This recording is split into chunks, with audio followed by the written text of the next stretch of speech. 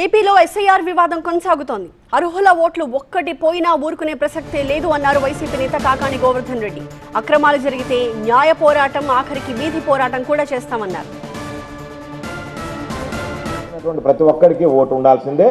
అర్హత లేనటువంటి దొంగ ఓటు ఒక్కడు కూడా ఉండడానికి లేదు. ఇది ఏ పార్టీకి సంబంధించినటువంటి వ్యక్తులైనా ఎవరైనా సరే పదే పదే చెప్పాం, మరలా కూడా ఈరోజు చెప్తున్నాం.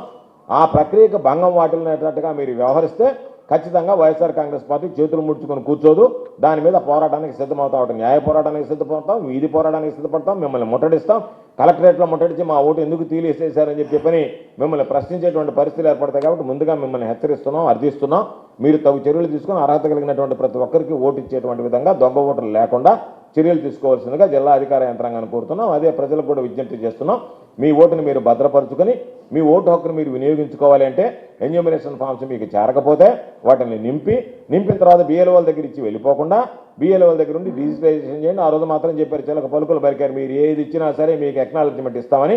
ఈరోజు కనీసం ఒక్కదానికి కూడా ఎక్నాలజ్మెంట్ ఇచ్చేటువంటి పరిస్థితి లేదు. కాబట్టి మీరే దగ్గర నిలబడి నా ఓటు మీరు డిజిటలైజేషన్ చేయండి, చేస్తే నేను ఇక్కడి నుంచి కదలుతాననేటువంటి ఆలోచన చేస్తే తప్ప ఓటు హక్కు నిలిచేటువంటి పరిస్థితి లేదు, మీరు కాపాడుకునేటువంటి పరిస్థితి లేదు. కాబట్టి ఖచ్చితంగా ఆ దిశగా మీరు అందరూ ఆలోచన చేయాలని చెప్పి నేను కోరుకుంటున్నాను.